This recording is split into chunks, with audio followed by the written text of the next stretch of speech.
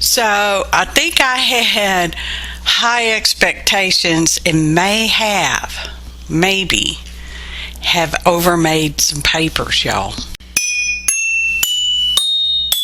Hey, y'all, APG Jamie here. And today we're starting off by flubbing up the voiceover. Or at least our xylophone portion of the voiceover. So, I specifically wanted to use the little ghost wood cutouts from the Dollar Tree. They came in a package of 8. And in my mind, I thought, well, I could make 4 little ghosty journals. So we're going to make some jelly printed paper. It's just plain copy paper, y'all. Just plain old white copy paper. And then we can cover our ghost with it and we can make pages out of it. Okay? And y'all know how. Maybe you don't. I will tell you now. Sometimes I overthink things. Okay? It happens. And sometimes I get the big eye syndrome. The bigger, the better, the more, the better kind of thing going on. Okay? And I don't necessarily realize how much effort it's going to take. Oh, this is graphite powder, y'all. I do recommend that you wear a little face mask. It doesn't have to be a respirator per se, but a face mask because it's powder and you don't want to breathe it. Okay? And we will also use some body powder, which is white. And again, you don't want to breathe it. Okay? Okay, face mask. Anywho, just pretend you're out at the grocery store or something. So, I thought, well, we're going to make these white, off-white colors. And I'll show you a picture. There will be a picture in the photo montage of the actual things I used because I didn't feel like writing them out. Think of it as a tricky-treaty kind of thing. Halloweenism, y'all. And I'm fanning that because I forgot I had a blow dryer over here because I don't use it real often. But I'm like, oh, duh, blow dryer. But you want to make sure that regardless of the printing plate, mono printing plate that you use, if you use air on it, you want a cool setting. No heat, no heat, no heat on any mono printing plate. Okay? Squared that up out of the way. So I have some grays and some off-whites and some creamish type colors and white and some, I think it was a champagne type shiny metallic-y whatever color, and I used a little bit of iridescent medium as well because I wanted some shimmer. But in the end, my papers pieces that I cut out, oh y'all, it's real hard to see the shimmer, so I don't know. And yeah, after I did the printing, because printing, you could just do that all day long and you'd be like, what? I've hardly been doing anything. So that pink thing with the gray ends is a fondant roller. I got it on clearance for like $3. I mean, it was, and I thought, well, we'll try it on jelly plate. I mean, and it worked okay. I can't say it's the best thing ever. And as you saw, I got, fair amount of paint on my hand. I'd have to put some sticks in there. I have to think about it. Anyway, so we're just haphazardly going over some of these blow dryer, y'all, with the papers that we've already done, and we're layering them up and stuff like that. Because think ghosties, think white, but not so white that you can't see it against a white wall, because you can see those white cloud ghosts, take my word for it, against a white wall, which is really funny because they almost look like smoke, but they're so not smoke. Anyway, you would have to have seen one to know it. All right. Whoa. Love the papers I did. Just love them all. So I try to use more white. And I have my brayer setting the wrong way on my paper over there, because if you lay the brayer, a wet, damp, painty brayer on paper like that, it's liable to stick, or liable, depending on how you want to look at that word, okay? Liable to print or stick, and yeah. So don't set it on there that way. Flip it the other way. I think I do it the whole time. I don't know. You'd think I'd never mono printed before, but trust me, I have. This is the body powder, and you theoretically, or at least on my little editing screen, I can't see where it's going on, much less the graphite powder, but in real life I could see, and I wanted small amounts. It gives quite a lovely distressed look to your prints. No, don't use a lot though, y'all. Surely. So, but I could see it in real life, and you don't want it all just piled up in one spot, because you'll end up with a spot, right? It's interesting stuff to use. So we're going to use this again, and this time without me pushing it in the middle, it didn't want to leave its print on there. So I'm like, okay, well, I guess you can do that with fondant. I'm not a fondant kind of girl. I'm fond of girls. Oh, people. I have friends that are girls that I am fond of. Not that it matters. Totally different subject, and boy did we get. Whatever, people, whatever. So, and like I said, initially I thought I was going to be making 4 journals covered with the monoprint paper with the pages inside of the monoprint paper, okay? Didn't end up that way. Not to ruin the surprise for you, spoiler, but it didn't end up that way, okay?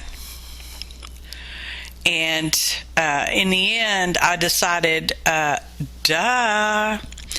I had sealed, being the operative, if I had sealed up my little wood ghosties, I could have just monoprinted directly on them. Y'all, I told you, it's as if I've never done monoprinting before. And that is a mask. You see, it doesn't have edges on it, so it's a mask.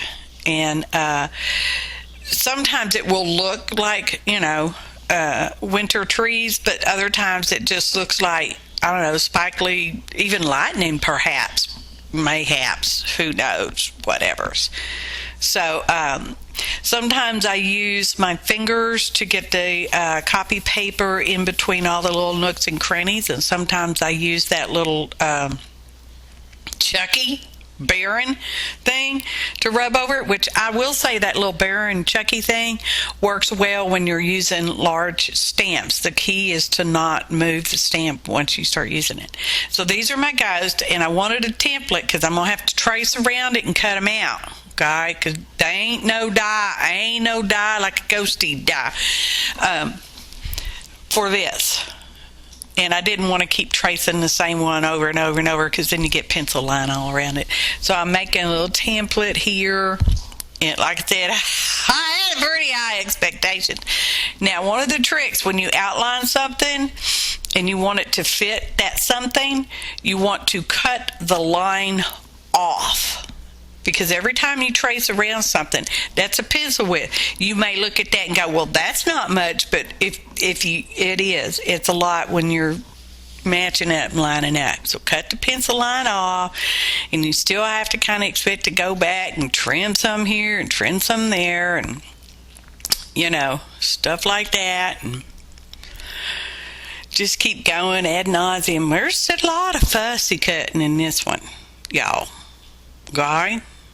That's where I said I had high expectations and didn't have the effort to put into it. But anyway, I am happy with what I accomplished, okay? Okay, so here we are tracing our template out on just whichever one of the mono prints I did. I don't think I even showed you each one, did I? Well, it's not going to happen now. Sorry, it's not going to happen. They all do not look alike. They are similar, and you would know that they were sort of a set done at the same time mostly, okay, because similar colors and stuff like that. And I know it's kind of hard to see against my off-white background. Excuse me. It's kind of, y'all know it's kind of how it goes sometimes. So we're trimming it out, and I ended up just cutting out 4 because I had a rethink of my expectations. Okay, yeah. I guess I should have named this Lowered Expectations video. And I thought, well, I don't necessarily want that big dark brown edge showing, so I'm going to paint the edges in white, okay, which is what I should have done before I cut out the papers, all right, because then it could have been drying, you know, the paint could have been drying while I was cutting out the papers. And then I thought, do I really want to cut out thousands of little ghosty shapes for my pages? And the answer immediately was, girl, are you out your mind? I don't think so. Ain't nobody got time for that. So now we're going in the eyeballs and the mouth with a Higgins Black Magic brush pen. Love that thing, y'all. Just saying. And I'm being careful on the side that's fully painted white, because I painted one side fully white and the other one we just got the edges in case the paper doesn't totally cover it, because it won't. And a higgin, y'all. And I thought, oh, I need some black paper to put behind the eyes and the mouth, because, you know, they're supposed to be theoretically black anyway. Well, as you might see on most Halloween, real ghosts don't have those spots on them, y'all. They don't have, like, black eyes and a black mouth. They're just a solid, well, not a solid, but they're, anyway. So, I have black cardstock, but I didn't want to use cardstock because I wanted it to be, you know, flat, because we're going to put paper, you know, copy weight paper on it, and I didn't want this big definite, oh, look at this, there's something underneath it kind of line that goes on. You know how that happens sometimes, right? Okay, so we're put the black paper, painted black paper on there, and we glued it down. Now we're putting glue on the back of our mono printed paper. Needed just a little bit more. I could have used matte medium, you know, the liquid matte medium, because this is copy weight paper and it would have been fine, but for some reason in my head I wanted to use my Aleene's original tacky glue, as it's my favorite, in case you didn't know. So we got that on there, and it's like, oh, I got to put that hole in there, and that little crocodile just happened to be perfect size, y'all. But I would advise you to wait until your paper is dry.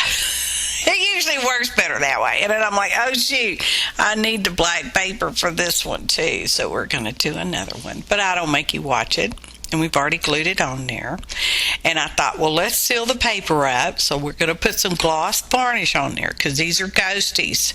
And, you know, pretend ghosties are shimmery.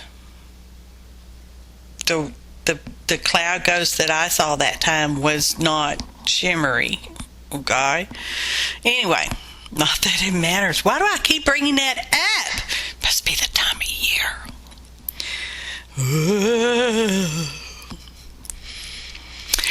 Ghosts don't say boo, but they make you feel boo all over your body when you see them. You're like, oh, I guess that's more of a oh instead of a boo. Anyway, I needed a mouth, so I did use cardstock for this, and I cut it out with that circle, that small circle, and then I cut around wonky wiggly shape, okay, because I didn't want a perfect circle. And I happen to have some various sizes of googly eyes or wiggly eyes, whatever you want to call them, y'all.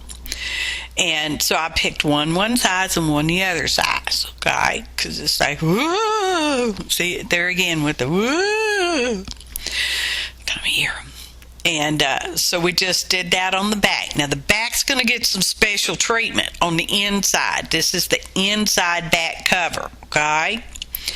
So we've got cheesecloth, which I did not put in the list of ingredients that's in the description box below. Click on the phrase show more to see more information, important information, okay? Hinty. So I'm tapping on my tacky glue because I want it to be somewhat raised and not necessarily smooth, because we're putting cheesecloth on it. Now that's a double layer of cheesecloth, okay? It's not cut perfectly around the edges, and I'm using a silicone doohickey to smash it down into the glue, and we're going to set that aside to dry. It dried. Okay, you have to take my word for it. Now I'm trimming around the top part of the head. Not totally closed, not exactly closed, but just trimming it around so it doesn't look like a folded piece of cheesecloth, y'all. I want it to look wispy and woo, kind of like, all right? Okay.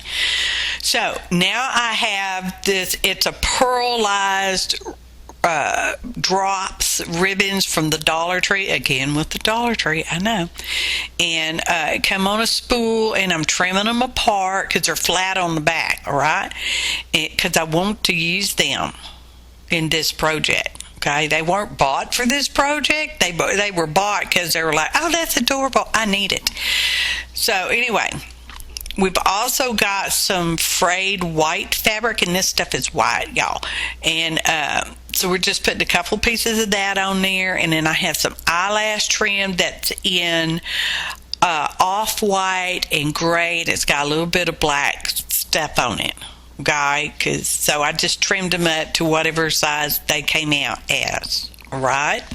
Nothing specific here. Unlike the ocean.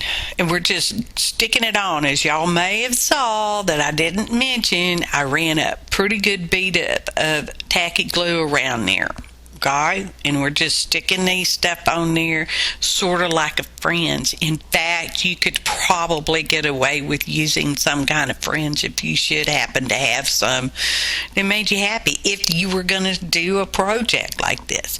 Do you have to use wood cutouts? Absolutely not. Do they have to be this small? Because that's what, like 3.5 inches tall maybe, and about 2 or so inches wide. That sounds like an artist trading card there, doesn't it?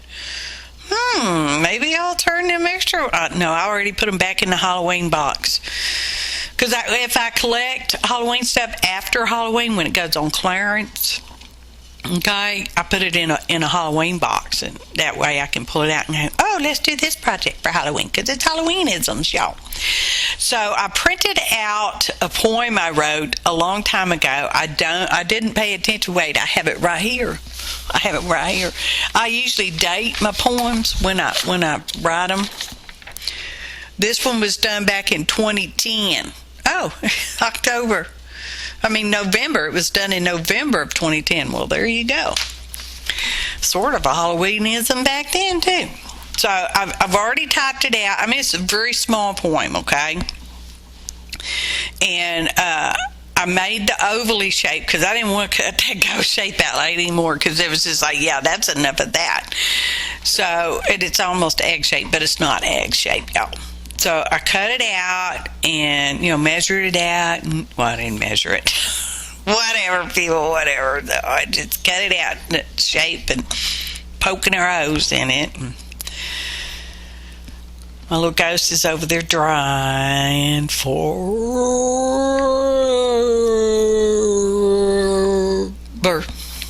So it's dry enough right now. I wouldn't say it's dry, but it's dry enough. See, it's one piece is like, oh, it's not leaned in. Okay. Something was stuck on it, whatever. And I thought, oh, well, let's go around the edges. Let's get fancy here, y'all, and ink the edges, okay, of our little poem. It's a little 3-page poem. It is short. Don't even worry about it, okay? We'll get there. So we're going around. That's watering can. List of ingredients. Special information in the description box. Read it if you dare. If you're watching on TV, I'm sorry. You can't read it. Anyway, so we got a needle and some eyelash trim, and we're going to sew them together. We got our back wood cover, our top wood cover, and it would have been easier to just monoprint it straight on the wood, but somebody is like, they can't even tie a knot with the assistance of a crochet hook. Look at that. Oh, for heaven's sakes. Anyway, we get it done. We're almost there, y'all. Makes me happy. Look. Okay, so now we're going to flip it up. I don't know if you can read it on your screen, but you'll see it in the photo montage, which is coming up pretty much right now. Photo montage. So that's the actual stuff that we use to make our monoprints. I made 2 of the little ghost journals, one for me to keep, and one is a random giveaway to a random kind commenter. There are some rules. You have to have a United States mailing address. You have to be over 18. Read the stuff, kind comment. Okay, and part of the Halloweenism, trick-or-treating time, y'all. Trick-or-treating. I appreciate each and every one of you.